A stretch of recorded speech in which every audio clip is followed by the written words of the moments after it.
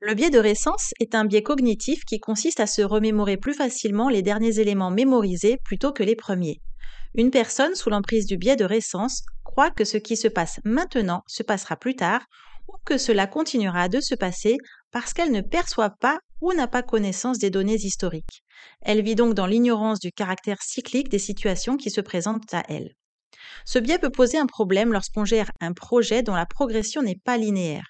En effet, face à un retard, il est facile d'oublier que le projet avait pourtant pris de l'avance les semaines ou les mois précédents.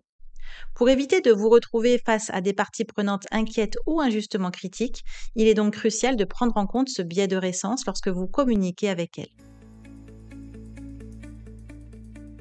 Bonjour à toutes et à tous, bienvenue sur la chaîne des business analystes francophones. Je m'appelle Alice Facchi, je suis business analyst mais aussi formatrice, conférencière, coach et créatrice de contenu enthousiaste. Vous trouverez en description de cette vidéo tous les liens vers mon site internet pour découvrir plein d'autres ressources utiles sur la business analyse ainsi que les formations et coachings que je propose à celles et ceux d'entre vous qui veulent se professionnaliser. Si vous êtes habitué à investir en bourse, vous savez très certainement que les marchés financiers sont volatiles et qu'une action dont le cours chute brutalement aujourd'hui ne signifie pas qu'il s'effondrera également demain. Et pourtant, le biais de récence provoque l'une des erreurs les plus courantes commises par les petits investisseurs. Ceux-ci vendent précipitamment lorsque le cours d'une action se met à baisser parce qu'ils paniquent et achètent généralement au prix fort une action lorsque le cours de celle-ci se met à monter. Dans les deux cas, ils agissent sur le coup de l'émotion au lieu de prendre de la hauteur et de prendre une décision dépassionnée. Les investissements sont à considérer sur le long terme, or le biais de récence incite les gens à agir précipitamment à court terme. Soyez donc conscients que nos jugements sont pris à l'aune des événements les plus récents et que lors d'une prise de décision, nous leur accordons souvent plus d'importance qu'aux événements les plus anciens.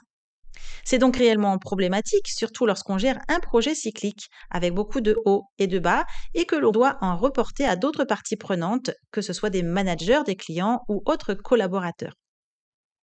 La perception de la réussite ou de l'échec d'un projet est impactée par la façon dont les chefs de projet et les business analysts gèrent leur communication et prennent en compte le biais de récence. Voici 4 astuces pour atténuer les impacts de ce biais cognitif. Première astuce, ayez toujours à portée de main la photo globale du projet. La photo globale du projet fournit le contexte de l'état des lieux instantané. Ainsi, en plus de ce dernier, il est important de communiquer systématiquement aux parties prenantes l'aperçu général de l'avancement du projet. C'est ce qui leur permettra de comprendre que la progression non linéaire du projet est normale et que cela fait partie intrinsèque du chemin à parcourir vers l'objectif final. L'être humain étant visuel, n'hésitez pas à utiliser des outils de visualisation de données pour compléter votre présentation orale. Astuce numéro 2, soyez ouvert à la discussion.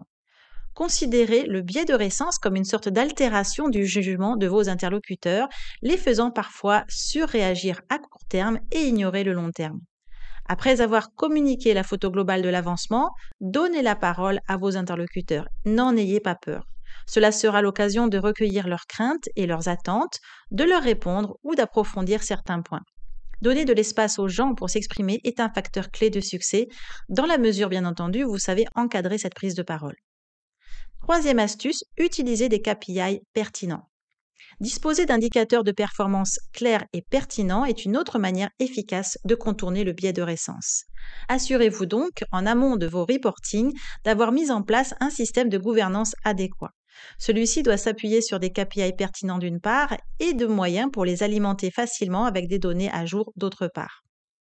Quatrième astuce, prenez des notes et écoutez attentivement les échanges. Ce n'est pas parce que vous présentez l'avancement de votre projet que vous devez vous abstenir de prendre des notes. C'est grâce à celles-ci que vous pourrez resituer les choses dans leur contexte, que ce soit pendant la présentation en cours ou lors d'un reporting ultérieur. Pour conclure, le biais de récence est un biais cognitif important à prendre en compte à chaque fois que vous communiquez sur l'avancement d'un projet. Pour maximiser vos chances d'une bonne communication et éviter à vos interlocuteurs de perdre de vue les réels progrès accomplis, vous pouvez rappeler systématiquement la photo globale du projet, donner la parole à vos interlocuteurs, utiliser des indicateurs de performance pertinents, prendre des notes et écouter attentivement les échanges. Ce tutoriel vous a plu et vous voulez soutenir mon travail, n'hésitez pas à liker ou à commenter cette vidéo.